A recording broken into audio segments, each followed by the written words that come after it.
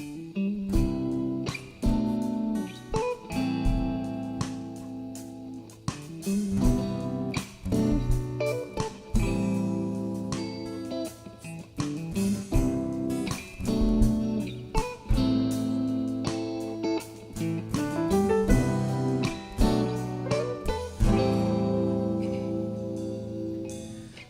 is my desire to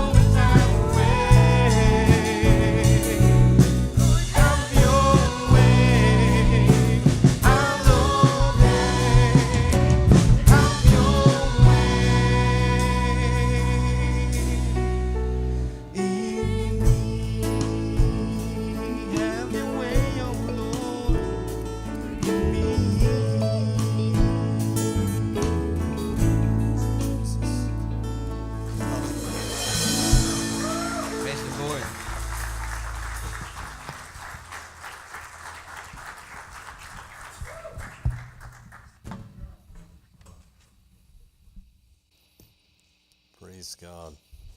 Thank you guys so much for leading us into God's presence as we get ready to explore His Word and learn. This series has been so powerful for me personally and for so many that we've talked to as we're talking about how to live foolproof. And today we're challenging to how to live foolproof character. And we're going to look at a couple of verses, and we'll come back to those at the end of the message. So let's start there by taking a look at these without explanation, and we'll come back because we need to go through the journey and then come back and revisit these, and they're going to make a lot of sense to us. Beginning at Matthew chapter 23, verse 7 is the first one I want to read to you. It says, "You blind fools, for which is greater, the gold or the temple that made the gold sacred?" The second verse I'd like to read to you is out of Proverbs chapter 27, verse 22. And there it reads, "Crush a fool in a mortar and pestle along with crushed grain, yet his folly will not depart from him."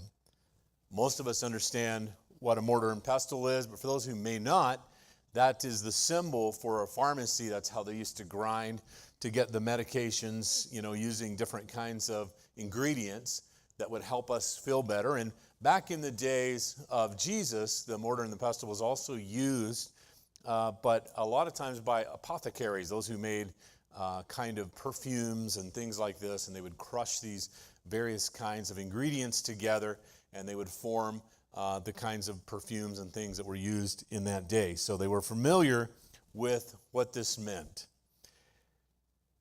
I want to begin by giving us a picture of what I believe and what I think we all know as Christians, that the world at large kind of views Christianity. And it's hard for us to those of us who know and are followers of Jesus, to we hear this, we kind of sense that this is the way they see us, but it is challenging for us to hear. And I want you to listen to what I believe that you and I are hearing a lot in our society and American culture and all around the world about people who are making outside judgments about what they see Christianity as.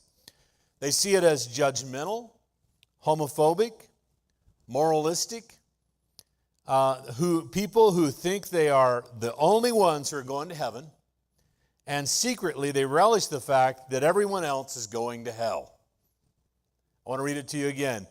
Judgmental, homophobic, moralist, who think they are the only ones that are going to heaven, and secretly they relish the fact that everybody else is going to hell.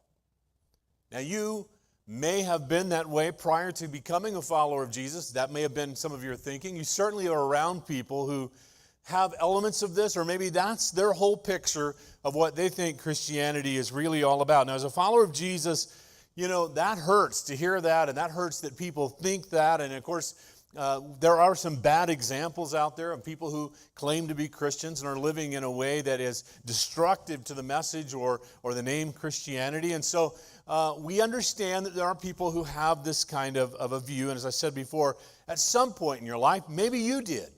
And maybe there's someone here today that there are pieces of that still hold true for you, that you kind of believe that might be the picture of what it's all about. And if you're a follower of Jesus and you know this isn't true, it really is difficult. And you start thinking through, how can we change the perception of the world about how they view us? Now, Jesus gave the perfect prescription for how we are to change the world's perception from something like this to a reality of what it is really all about. And that passage is found for us in John chapter 13, verse 35. And for the next few moments, that's what we're really going to talk about. John chapter 13, verse 35 says, "By this everyone will know that you are my disciples, if you love one another." Now, the big question that we have for our time together today is this: what does love require of me? What does love require of me? Now, there are two categories of people in life who have shaped who you are more than any single other thing that has happened in your life. Two categories of people that have shaped the way you are as a father, the way you are as a mother, the way you are as a sister, the way you are as a brother, the way you are as a son, as a daughter. Two categories of people who have influenced you to succeed as a husband, to succeed or fail as a husband or wife, to succeed or fail as an employee, to succeed or fail as a friend. And it's interesting thing about these two categories of people is it isn't what they believe that has shaped you. It isn't what they believe that's really shaped you. It isn't the fact that they are very religious or they're not religious. It isn't the fact that they go to Sunday church every weekend or they don't. And these two categories of people that have shaped you more than anything else in your life are those who have hurt you and those who have loved you. Those who have hurt you and those who have loved you have done more to shape who you are today. Those who have deeply loved you even when you were unlovable, and those who have wounded you profoundly. And even as I am talking about this morning, in your mind, as we talk about those who hurt you and those who love you, you're beginning to put faces, and the Rolodex of your mind is turning over, and you can see those who have hurt you and those who have loved you throughout your life. Those who have graced you and those who have disgraced you. And when you find yourself at a roadblock, and I was sharing last night, this happened for me before we left Phoenix some years ago. I had been in ministry at the same place for 23 years. There was a lot of things that, I had kind of pressed down, a lot of grief issues that I hadn't dealt with, and I found myself going through kind of a depression, and it wasn't immediately recognizable by me, but my wife recognized it. How many of you know your spouse can see things you can't see? And she sent me off to the Christian counselor. And how many of you know that when you get to some kind of roadblock in your life where you feel like you need some outside input in your life and to help get over that wall, that obstacle in your pathway, that a good counselor is going to take you right back to those who hurt you and those who loved you. Have you processed that in your life? Do you recognize that that is influencing your life profoundly? Now, among those who hurt us are those who theology seemed correct, are those who were in the community of what we would call the Christian community, and they did the things that we thought everybody should be doing. They said the things everybody should be saying. They believed the things that we think everyone should be believing that is in the Christian community, and yet they deeply wounded and hurt us.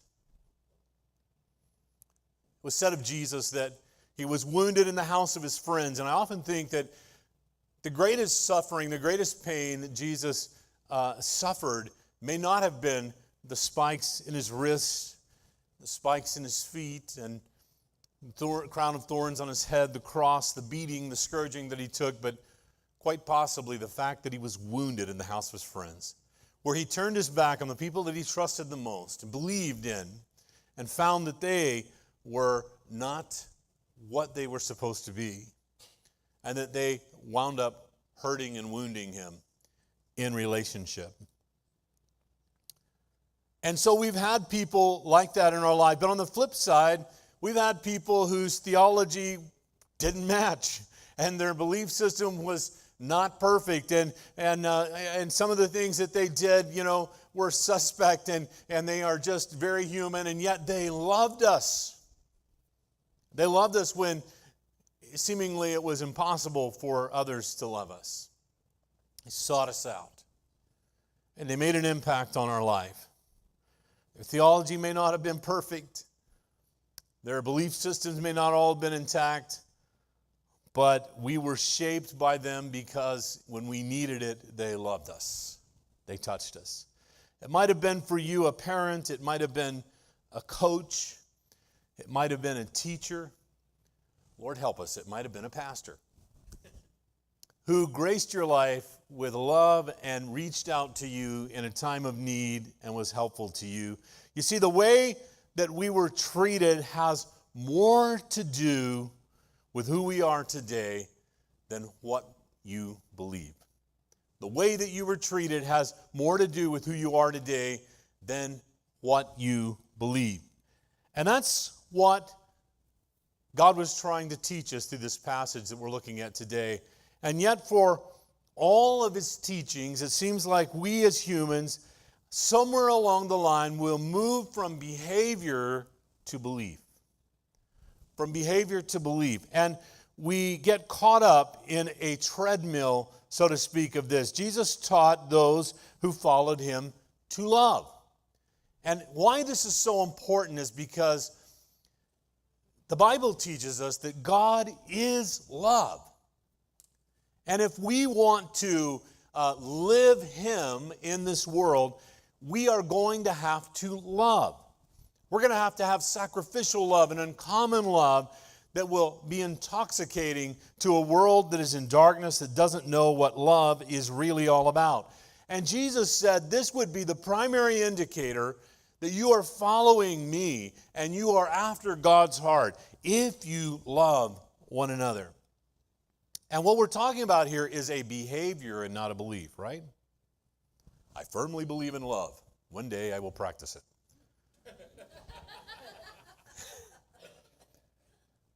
We're talking about a behavior, right? And it makes all the difference.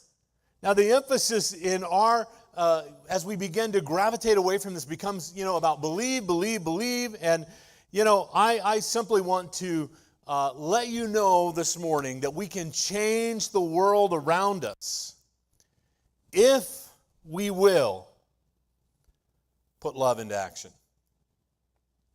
The way that the world views Christ followers will change.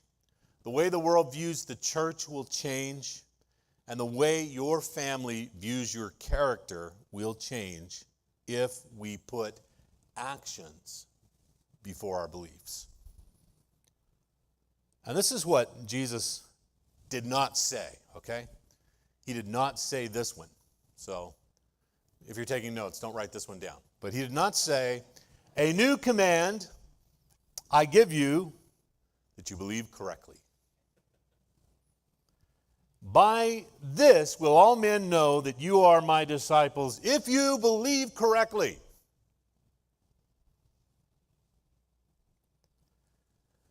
Do you know how much time and energy is spent inside church circles with people arguing over and inside and outside the church about their belief systems and how we're right and you're wrong? You just need to get in line. And as the darkness of the world expands and the church continues to argue about various belief systems, Jesus continues to call us out. And he asks the question, are you more concerned with being right or with doing right? Are you more concerned about being right or living right? Are you more concerned with what somebody else believes or your own obedience to what I'm asking you to do? What does love require of me? What does love require of me? Jesus so often reacted to people based on the story of their life. And this is really powerful. I could give you many examples, and we'll go back and visit this in just a second. But so often his reaction had to do with him either knowing all about their story already before they even opened their mouth and told him, or they're listening to their story and then responding in the appropriate way with love. And see, the challenge for us is that, and here it is, this is the bottom line if we're totally honest. Grace and truth, right? So here's the bottom line. if I get caught in sin and I make a mistake, I want you and me to look at all the grace verses in the Bible. I really do want to see the grace. But if you get caught in sin and you get busted, I want to read all the truth scriptures to you. I want you to see the truth, the harsh reality of what you have done. And the Bible tells us that Jesus was the balance of it. He was full of grace and truth. And so by responding to their stories, he knew when to respond in truth, and he knew when to respond in grace, and he knew when to bring both of those into harmony. We are challenged with it, right? We'll move all the way one direction or all the way another direction. But Jesus is the balance of that. And he said the key for us is found in love. When you and I are able to hear someone's story, how many times when you heard someone's story, has it changed the way you wanted to treat them? You know, they're frustrating to you and aggravating to you, and you kind of just don't want to interact. And suddenly you hear their story. You find out the difficulty they've gone through, the challenges they've gone through, how they've been cheated in life, how they've gone through some really tough experiences, how they maybe didn't have the proper authority figures, a mom and dad in their life, or whatever it might be. And it changes the way you want to treat them, doesn't it? The story that people have helps us sometimes balance that grace and truth, how we want to deal with them in our lives. And you look through the Bible, and how many of you have been frustrated at times when you see Jesus, so fiercely go after one group and then be so kind and gentle-spirited towards another group? How is it that Jesus would go to the church-going people and the tithing people, and he would say stuff like, you brood of vipers? And then he would come to a man who cheated people and took advantage of his office and position as a tax collector, and had obviously been doing things the whole community knew about, and was living, high and mighty in his own home because he cheated and stole from everyone else. And Jesus says, come on down from that tree. I'm going to your house today. I'm going to hang out with you. I'm going to associate with you. They're going to get to put a plaque on your house that says Jesus ate here. Right? How is it that happens? How is it on one occasion Jesus tells a rich man, he says, you need to go sell everything that you have and give it to the poor. And on another occasion, he's talking to a rich man, asking him, what should I do? And Jesus says, you're really close. What happened to, hey, go sell everything. Give it to the poor. Because Jesus was the balance of grace and truth. And he knew exactly how to minister in that situation because he was love. And when you and I are operating in love, we know exactly how to minister into every situation. Jesus knew their story, and he responded as love responds appropriately. Can you imagine what would happen in our families? Can you imagine what would happen in our communities? Can you imagine what would happen in our country if all of us started doing what love requires of each one of us? If we started our day by saying, what is love going to require of me today? If our interactions with one another were about saying, what does love require of me to respond to my wife, to respond to my husband, to respond to my coworkers, to respond to my friends, to respond to this crisis situation that has risen? What does love require of me?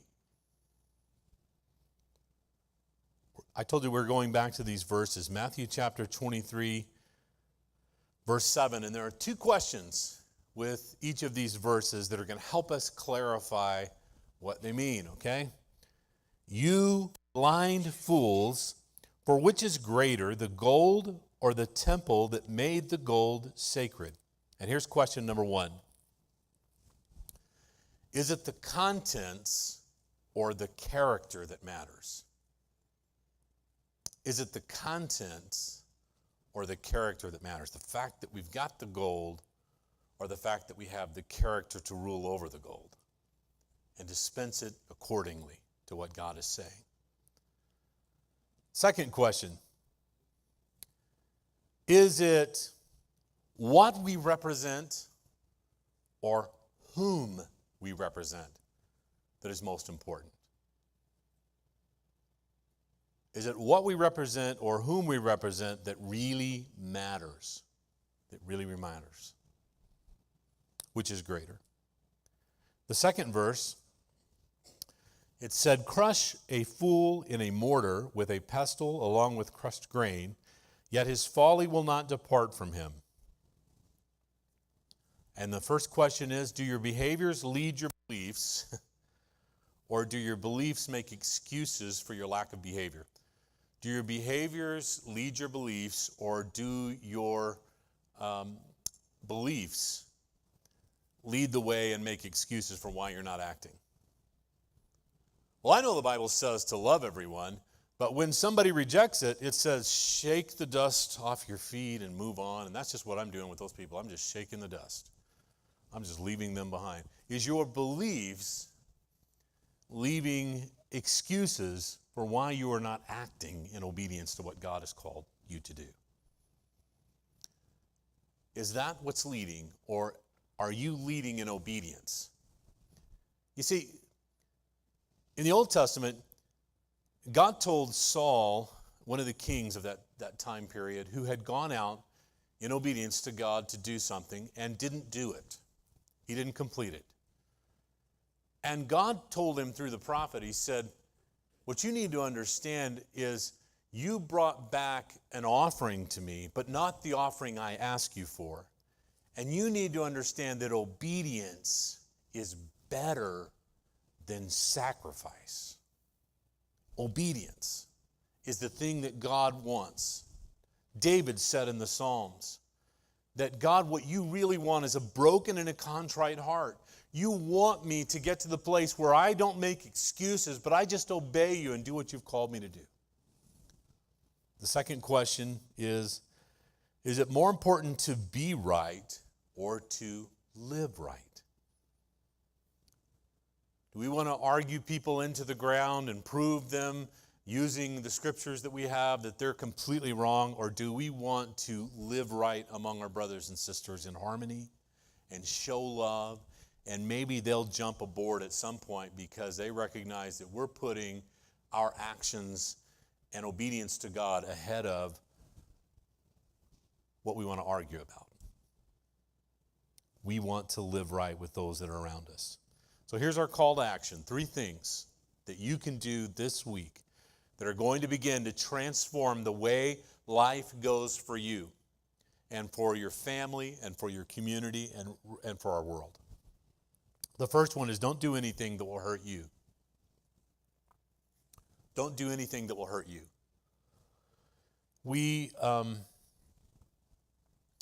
When we hurt ourselves, we hurt people that need us and people that love us. And it's so important that we understand that it's important for us not to damage ourselves. The second thing that I want to say to you for this week is don't do anything that will hurt someone else. Don't do anything that will hurt someone else. And the best way to do that is to listen to people's story and respond to them as Jesus did, with a balance of grace and truth. Sometimes we need to just tell them right out, but tell them in love. Tell them the truth, but tell them in love. This is the way things should be. You should not be, going this direction. It's going to be harmful to you. And I love you, and that's why I'm saying it. If I didn't love you, I wouldn't say it. And other times we just need to be the person that's offering grace. I know you feel bad about what's going on and what's happened in your life, and you feel like there's no hope. But I don't tell you, in Jesus there's hope. He'll forgive you. He can forgive all sins. He's forgiven mine. I can tell you the story of my life and how he's washed me clean and how I have new purpose and mission for life. But be the balance of it, and the best way to do it sometimes is to listen to someone's story. And the third thing is don't be mastered by anything. Don't be mastered by anything. There is no one that should have to compete with your alcohol. There's no one that should have to compete with your porn. There's no one that should have to compete with your drug prescription addiction. There's no one that should have to compete with your anger. There's no one that should have to compete with anything that has mastered you in your life. And you should not be mastered by anything except God. He's your master, and nothing else should be your master. We shouldn't be marching to the drum beat of anything else that's trying to require or afflict us or entangle us in some way. Love requires that you get rid of anything in your life that is competing with the lordship of Jesus. We need to get rid of everything that competes with the lordship of Jesus. He is Lord of all.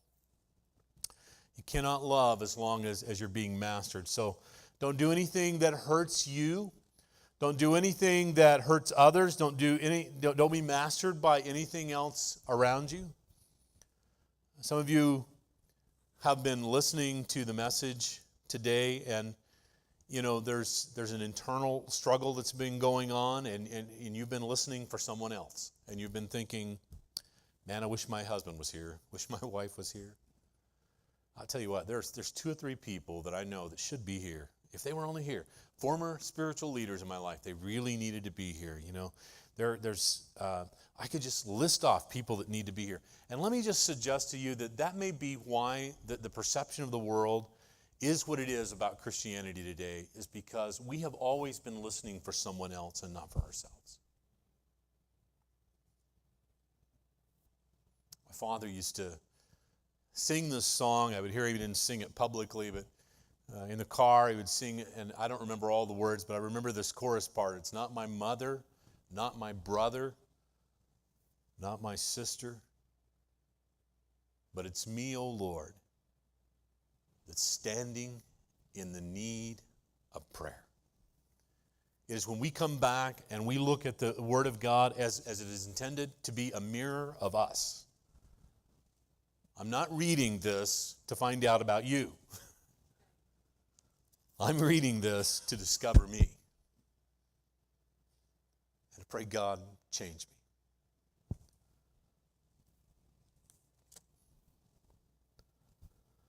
Stop hurting myself, stop hurting others, stop being mastered by anything else.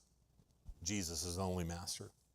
Here's what Jesus was teaching, and I've asked the Fajardo family if they would come back. They can do the same song they were doing earlier. But as they're coming to, I want to prepare our hearts because we're going to be receiving communion in a moment together. In the bottom line, what Jesus wanted to say to us, and this is so important, if you're still taking notes, write this down. Listen to me. Look up here for just a second. If we leverage anything else but love as those who are followers of Jesus, we lose our leverage. And that's what's happened in the world by and large in many communities, is the church that was called Christian leveraged something other than love, and the result of that is they lost their leverage in that community. The good news is we can rebuild that again if we will begin to live our lives based on answering that question on a day-by-day basis. What does love require of me today, in this moment, right now? What does love require of me? Our invitation to people has to be this, and this is important. We have to invite people to come and see, come and check this thing out. Come and see how we love Jesus. Come and see how we love one another. Come and see how he has loved us. Okay, just come and hang out. And if you do, it's going to be powerful. And when we do that, what will happen is people will they'll come here and they'll feel guilty, but they won't feel condemned. They'll go through the things that are wrong in their life and the things that need to be corrected. They're going to feel guilty, but they're not going to feel condemned. Condemned is, when you feel condemned, you want to run away, you want to get away. But when you just feel guilty, you're looking for a solution, you're looking for an answer, and Jesus is that answer.